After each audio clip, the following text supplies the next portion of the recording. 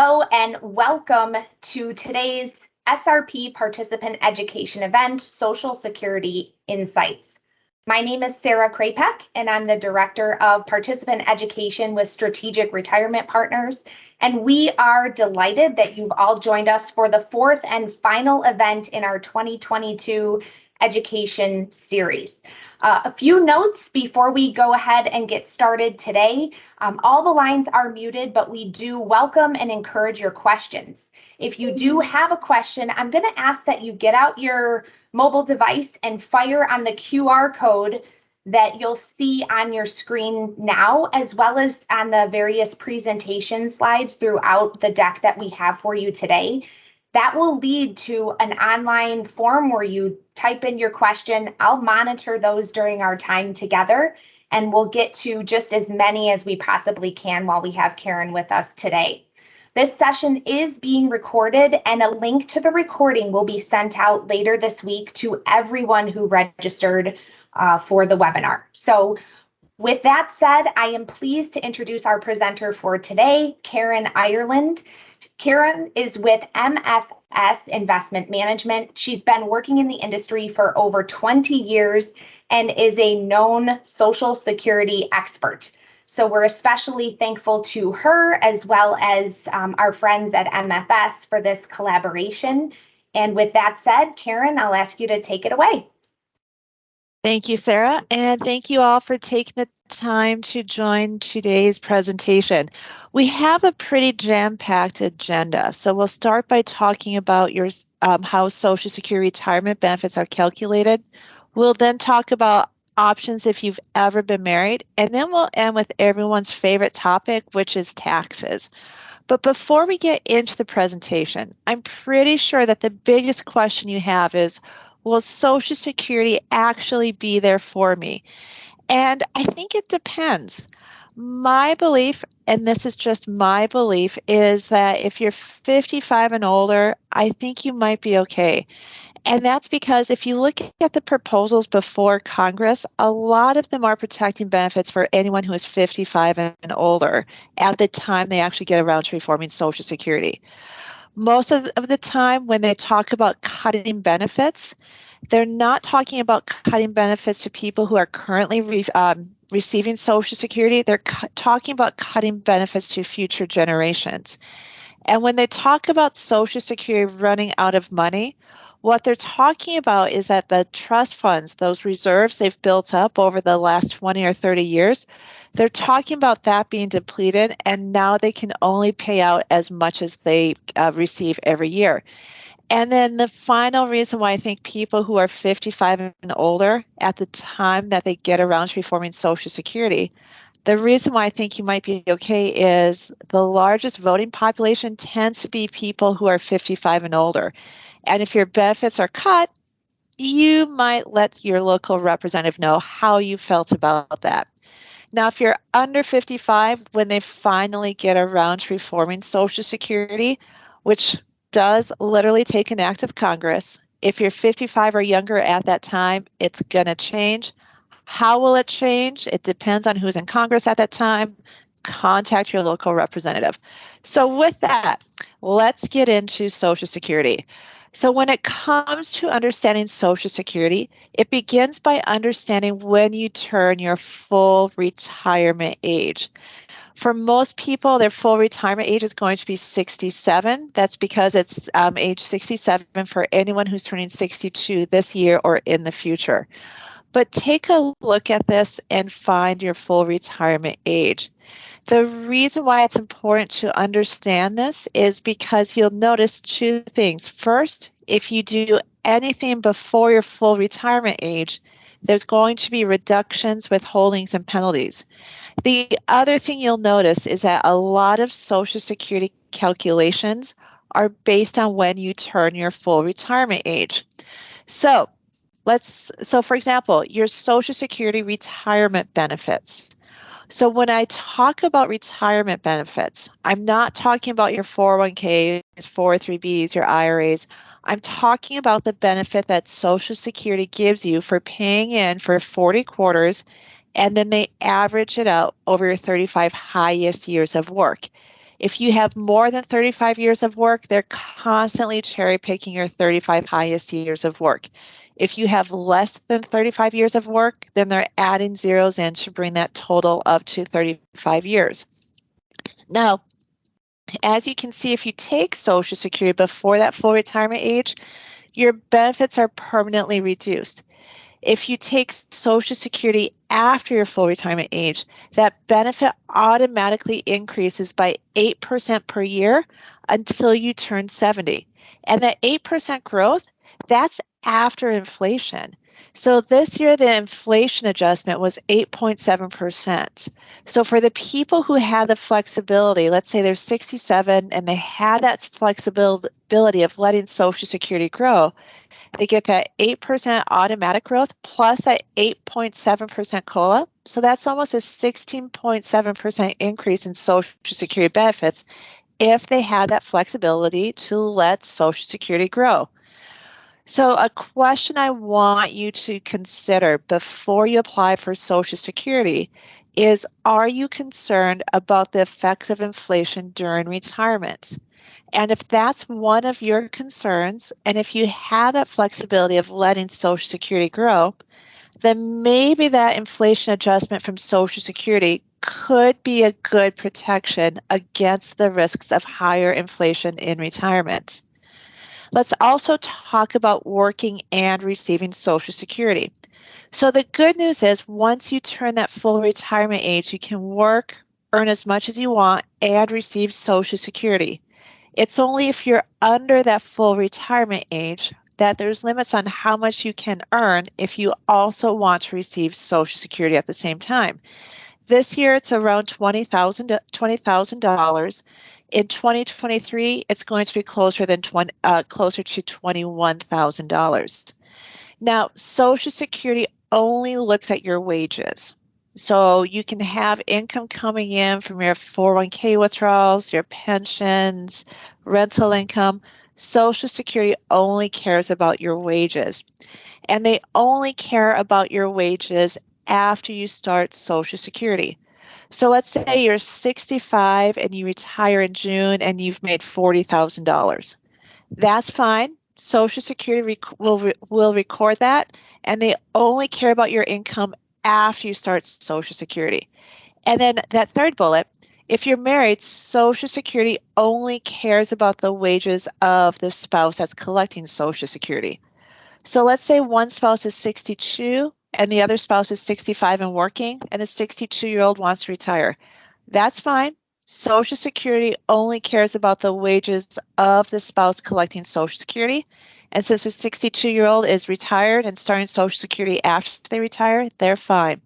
But the most important thing is that top line, which says that this earnings limit, it's going to affect any benefit you want to receive from Social Security, whether it's your own benefit or a benefit off of a spouse.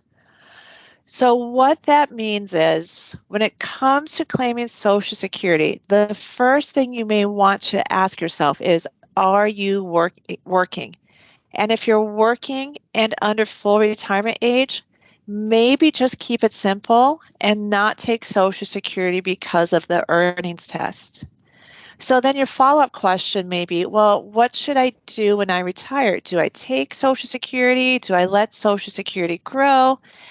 In that case, sit down with a qualified financial professional such as Sarah or someone on her team and figure out how much you can withdraw from your portfolio. And if you can live off your portfolio, maybe let's take Social Security or let it grow for as long as we possibly can. If it's not enough, maybe consider taking Social Security sooner. The point is, I want you to think about Social Security as a part of your retirement decision and understand how it fits in with your overall portfolio. So we want to look at getting as much income from all sources of that you possibly can, and not just looking at that Social Security number in isolation. So now that we understand your own benefit, let's look at options if you've ever been married. So we'll use my parents as an example. Dad has a higher benefit, mom has a lower benefit. Mom can receive a spousal benefit off dad while dad's alive, and the most mom can receive is 50%, but mom has to be that full retirement age of 66 or 67 when she first applies. If she applies before that, you'll see that the percent she receives is reduced. Since mom worked, mom receives an amount that equals a higher of her own benefit or that spousal benefit off dad. Mom doesn't get both. Mom gets the amount that is the higher of the two. And then in order for mom to receive that spousal benefit off dad, dad has to be receiving his own benefit. So if dad's not receiving Social Security, mom can't receive anything off of dad while he's alive. So that leads to the common question of, well, what if I'm the spouse with a lower benefit and I want to apply first? So let's look at this case study of Alex, Blake, and Chris. So they're all 62, they're all retired, and they all want to start Social Security. So their question is, what do I get now? What do I get when my spouse applies? So we'll start off with Alex. Alex applies at 62, and instead of receiving $1,000, which is what Alex would have received at that full retirement age, Alex receives a reduced amount of $700. When Alex's spouse applies, Social Security compares the spousal benefit at full retirement age versus Alex's own benefit at full retirement age. And the only way Alex can receive a higher amount is if the spousal benefit is a higher benefit. Since that's not the case, the amount doesn't change. So let's look at Blake. Blake also applies at 62. When Blake's spouse applies, Social Security does that same comparison. And you'll notice that Blake's spouse probably earned more, and that's why the spousal benefit is higher by $200. So that difference of $200 gets added onto Blake's current amount. Blake doesn't step up to $1,200. Instead, Blake only gets that difference of $200 added on. And then Chris has been an active volunteer the whole marriage, so the only way Chris can receive a benefit is when the spouse applies. And since Chris is full retirement age, Chris gets that maximum spousal benefit. So if you're married, think about your situation. Is it closer to an Alex or a Blake or a Chris situation? So the morals under Chris, the only way you can get that maximum spousal benefit is if you are that magical full retirement age when you first apply for anything. Under Blake, if your own benefit is being reduced, then that means that the maximum amount after your spouse applies is also reduced. And under Alex, if your own benefit is greater than that spousal benefit for retirement age, you won't receive anything off your spouse, regardless of when you or your spouse applies. Now, what happens after that first spouse passes away? Then as long as the surviving spouse is that full retirement age or older, they will step up to greater of what they were receiving at death or what they are receiving now or what the deceased was receiving at death. If the surviving spouse is younger than full retirement age, they'll receive a smaller percent, maybe not 100, maybe only 71.5. Keep in mind, if you're under full retirement age and working, the earnings test is still going to apply to the survivor's benefit, which means I often hear widows who are in their early 60s go and apply for Social Security, and they may be temporarily denied benefits simply because they're working. So if that's the case, if you're working and a widow and making more than $21,000 in 2023, maybe put off applying until you stop working or turn full retirement age because of the earnings test. The good news is if you are the spouse with a lower benefit and you claim at, let's say, 62, you are still eligible for 100% of the deceased's benefit. Because when it comes to claiming the survivor benefit, Social Security only looks at the age of the widow when determining the percent they will receive.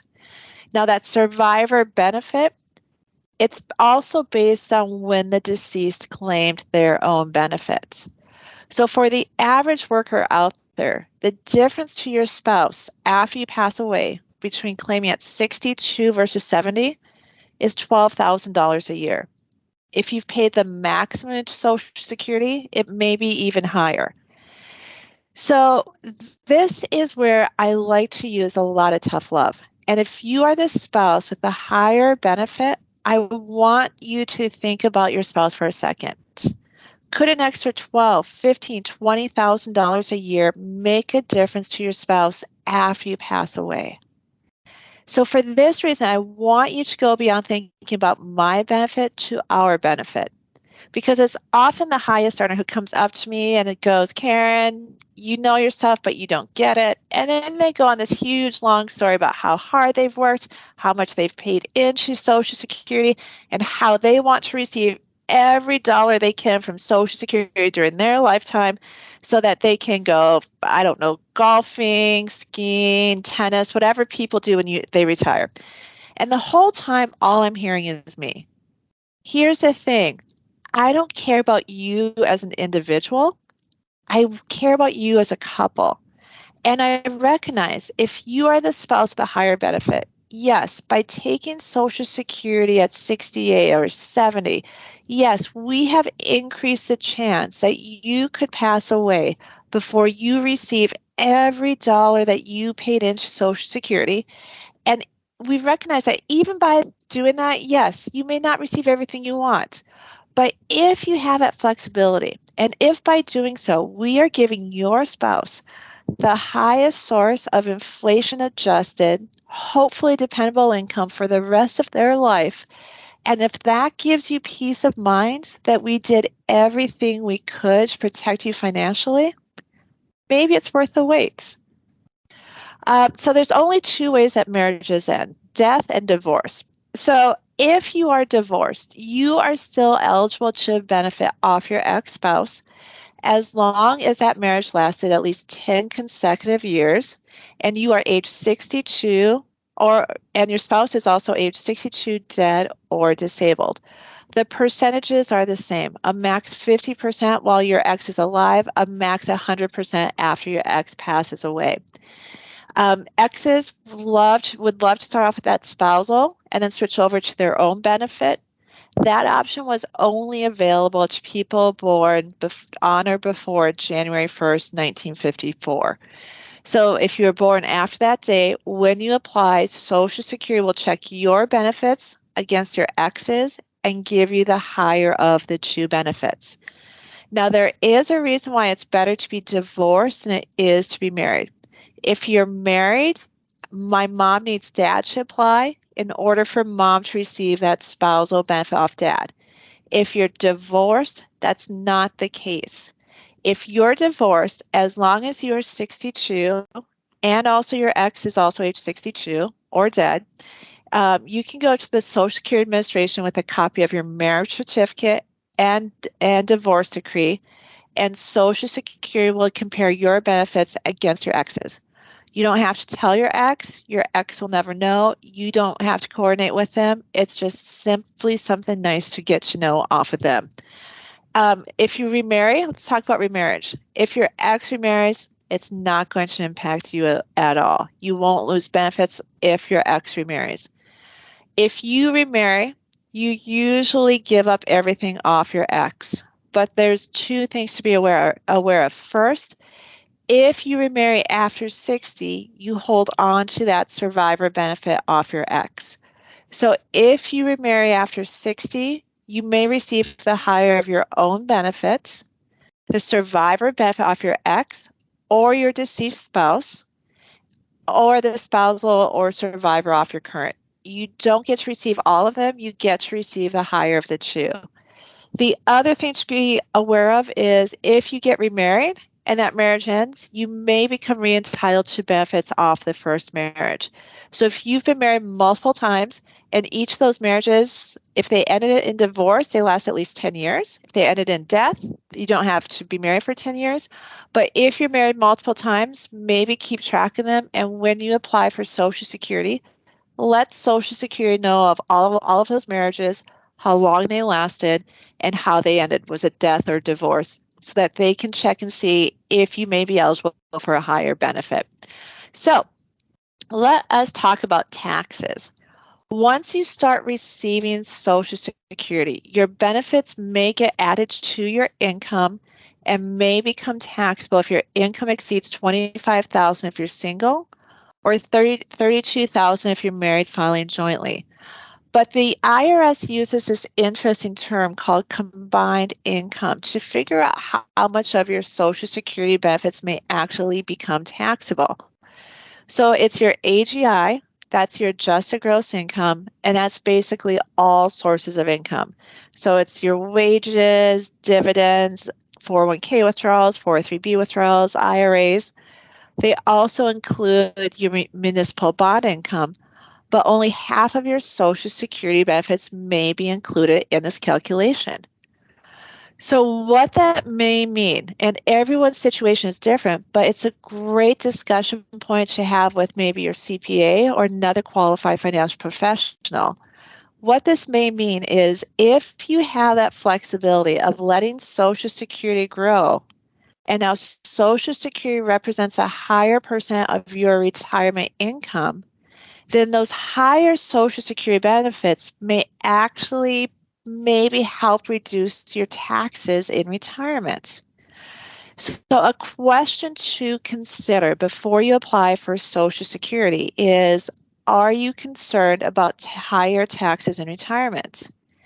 And if that's one of your concerns, and if you have that flexibility of letting Social Security grow, those higher Social Security benefits may be one of those best defenses against retirement. Something else to be aware of is that there may be some items that are excluded from your this calculation. So let's talk about Roth withdrawals. So a Roth 401k, when you put the money in, it's after tax, but it continues to grow tax-free as long as you are age 59 and a half and you've had that account for at least 5 years.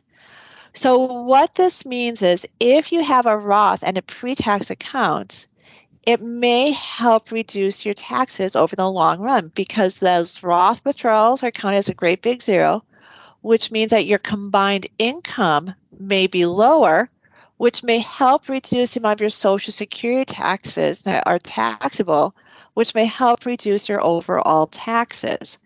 So if you have that Roth option inside your retirement plan, it may be worth considering shifting some of your pre-tax contributions over to a Roth, just so that you have that flexibility of controlling your taxes throughout retirement.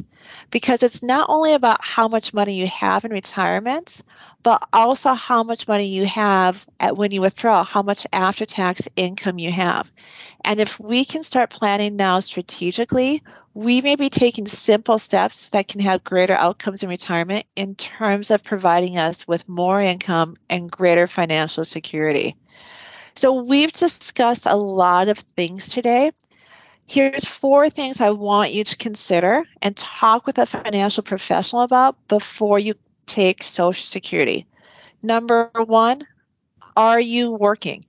And if you're working and under that full retirement age, which is somewhere between 66 and 67, if you're working under full retirement age, let's just keep it simple and not take Social Security because of that earnings test. Next, sit down with a qualified financial professional and figure out how much you can withdraw from your portfolio. And if you can maybe live off all of your assets, so not just your 401ks, but maybe you have a brokerage account or an IRA somewhere, take a look at all of your assets and figure out how much that is, and if that's enough income for you to live off of. If it is, maybe let's consider letting Social Security grow. If it's not enough money, maybe we'll take Social Security sooner. I want to encourage you to focus on maximizing all sources of income and not just that Social Security number. 3, life expectancy.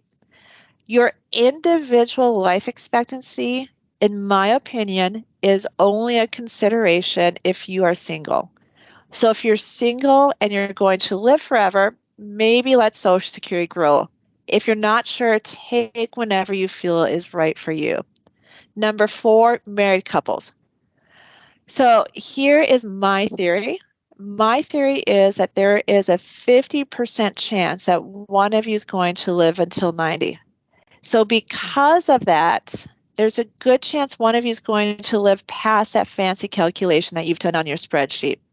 So if you're married and both of you have worked and paid into Social Security, then the spouse with a lower benefit can take whenever they want. Meaning if you are 62 and the lower earner and you are retired and you want to start Social Security then, it's up to you. If you're full retirement age and working and want to start it then, it's up to you. The reason why you have more flexibility is because if you live the longest, you're going to switch over to that survivor benefits. But I want the spouse with the higher benefits to consider letting their benefit grow for as long as you possibly can, because that's how we're going to maximize the survivor benefits. And that's how we really get the most out of Social Security over both lifetimes. So as you can see, there's a lot involved with Social Security, but do me a favor, when it comes to claiming Social Security, don't listen to your friends, your colleagues, your neighbors, your cousins, your siblings, because what worked for them may not be what works for you. You might be at different ages. You and your spouse might be different ages. You may have different income needs, goals, wants. So because of that, before you claim Social Security, sit down with a qualified financial professional and talk about not only when to claim Social Security, but how that decision fits in with your long-term goals, your asset allocation, your portfolio, your income, your taxes, and everything else we've discussed today. So with that, Sarah, I will turn it back to you. Great, Karen. Thank you so much. I have to admit that I learned a lot from your talk today, especially about spousal benefits and thinking about it not just as an individual, but as a couple. We do have a slew of great questions that came in, so I hope you don't mind if I lob some over to you. The first one is very easy, and that is, can you remind all of us who you work for again and what your role is there at MFS? Sure. So I work for a company called MFS Financial. We did invent the first mutual fund back in 1923. We're coming up in 100 years. And my role is to help advisors talk with clients about things beyond investments, such as Social Security, those things that can help you improve your retirement success. Wonderful. And another question that we're familiar with in the financial world, but some participants might not be. Can you remind us what FRA stands for again? FRA is full retirement age. It's somewhere between 66 and 67. And it's just a number that Social Security bases a lot of their calculations off of.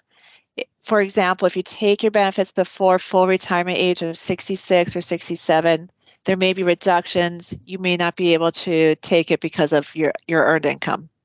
Okay, very good.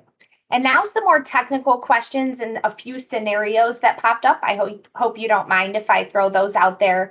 One question was, are there added Social Security benefits if my spouse never worked? No, there are not.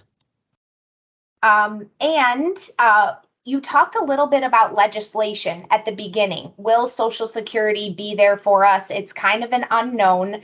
One participant asks, who do we go to if we want to advocate for keeping Social Security benefits or for, fighting for what you think you've deserved and earned throughout your career?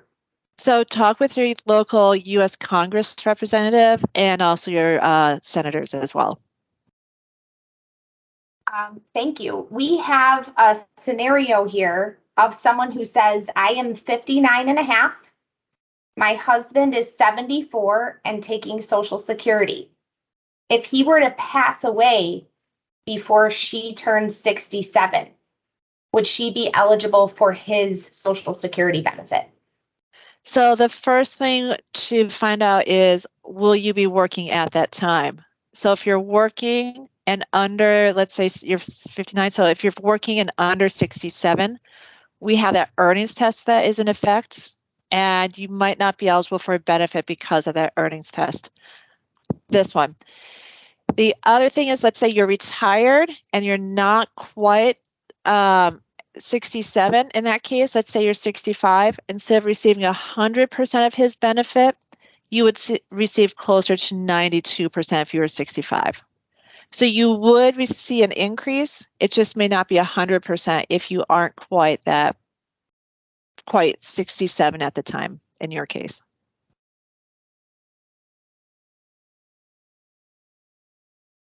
Very good. There is a question that says, can we ask Karen what she considers to be the break-even age?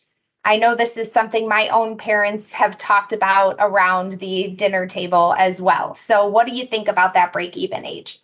So the break-even age, if you're single, it may be a decent way of looking at it. So break-even age is, what age do I have to take Social Security? Or let's phrase it this way. If I took Social Security at 66 versus 70, how long will I have to live in order to make up for all those years I didn't receive Social Security? And notice I'm saying I. If you're single, maybe it's a way of approaching it. If you're married, I don't like looking at the break-even age. And there's a couple of reasons. The main one is when you start looking at break-even analysis, which is how long do I have to live because I didn't take Social Security. It's actually a form, it's in psychology, it's called loss aversion, where now all of a sudden you're more focused on, look at the money I lost because I died too soon. Whereas from a financial perspective, we're not concerned about you dying too soon and not getting everything from Social Security. We're more concerned about, did you live longer than you expected? And if so, do you have enough income coming in? So I don't like looking at it because it causes people to take Social Security sooner, which may not be in their best overall financial picture. The other reason is it's somewhere, depending on how you do the math, it's somewhere between 79 and 84. If you're married, as I said, there's a good chance one of you is going to live until age 90. And if we go by numbers, if the husband is the highest earner, he is statistically supposed to pass away at 83, and his wife is going to easily live 5 years longer than him. So from a married couple perspective, your surviving spouse may live past that break-even age. Another reason why I don't really focus on the break-even age is I think there's other things to consider beyond just that number, and things such as taxes.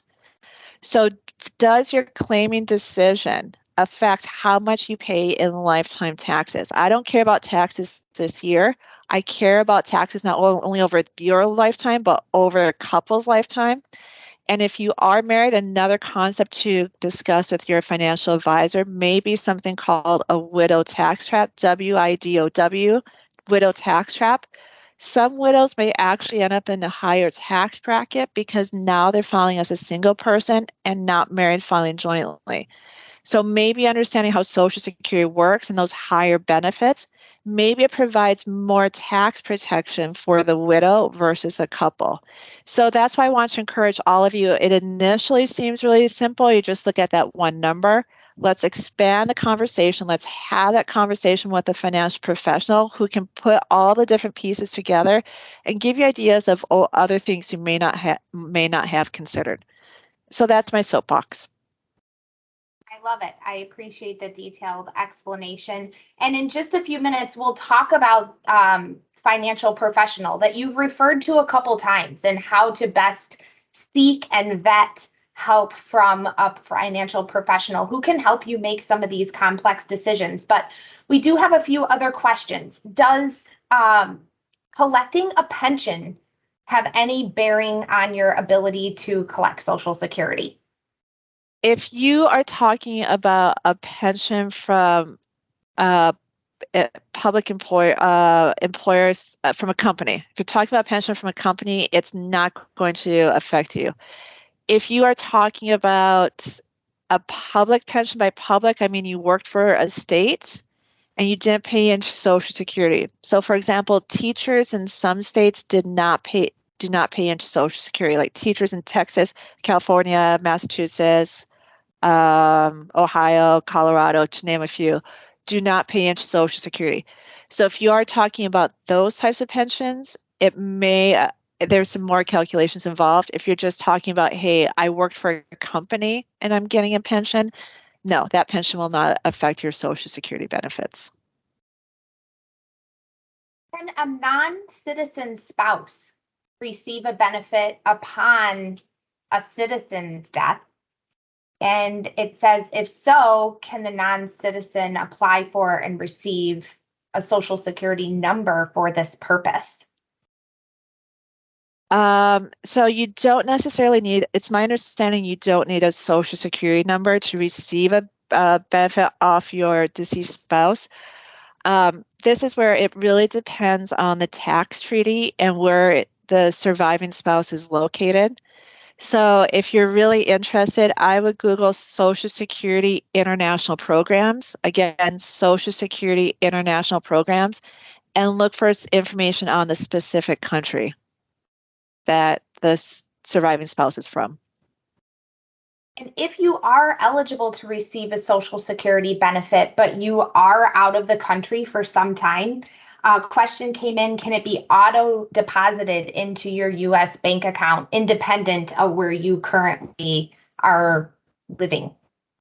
I will say that I cannot answer this question. You'll have to find that out on your own. Okay. Let's see. I believe you answered this during the comments, or during your remarks, but it may have been missed. Can an ex take Social Security benefits if both are past full retirement age, but the ex has not started taking the benefit themselves? So can I take if my ex hasn't applied? Sure. So let's compare if you're married versus if you're divorced. If you're married, my mom, since my parents are still married, my mom needs dad to apply for mom to receive that spousal benefit off dad. If you're divorced, that's not the case. As long as you're both 62 or older, as long as you show up with a copy of your marriage certificate and your divorce decree, Social Security will check your benefits against your ex's and give you the higher of the two amounts. And we're getting to the end of our questions, but a couple have come in related to Social Security and Medicare, Karen. One is, if I'm still working in over 66, can I go on Medicare while I'm still waiting to apply for Social Security? I can't answer Medicare questions. Sorry about that. Yeah, I feel like they're so often lumped together, Social Security and Medicare, but the protocol for the programs is so different and often unrelated to one another. You would have to pursue that more in a dedicated Medicare context and not necessarily relate it to the content that we've had here today. So let's revisit the financial professional question. You mentioned a couple times that if you are unsure or have specific questions related to your situation, how do I go about seeking out the help of a financial professional? And I think, Karen, I'll ask you to color commentate, but being a representative of Strategic Retirement Partners, I want to encourage everyone that has questions specifically for a financial professional and your individual situation to contact us. You can use the QR code in front of you to get in contact with us, the email address, or the phone number. We have a team of certified financial professionals who can help with financial planning, investment management, and decision making as it relates to Social Security, retirement savings, investing for your personal situation. And we would welcome the opportunity to talk to you and offer advice and guidance in that regard. So, Karen, do you have any advice for people when they are trying to find someone to work with, maybe what questions they should ask to determine if it's a good fit? I wish I did, but I don't. I'm sorry. Nope, that's okay. It's, really important to reach out and ask for the help. That's step number one. And then determine a comfort level that you might have with that professional. And of course, if their best interest is aligned with yours, that's a good start. And oftentimes it's not just about investments, but about planning and making decisions related to Social Security, the timing of retirement, retirement income, insurance, and other things that can really round out the decisions in your financial life. So certainly starts with the workplace 401k and 403b plan, which is why SRP is in contact with all of you as participants. and then it can extend way beyond that into other realms of your financial life as well. So I just want to remind everyone that we are recording this presentation, and you will receive as a registrant an email later this week with a link to the presentation that will take you out to the SRP YouTube page. And with that, I think we'll wrap it up for today. Karen, thank you so much for your expertise and for all of your commentary, especially in the Q&A. And thanks once again, everyone, for spending a little time with Strategic Retirement Partners today. We'll see you next time.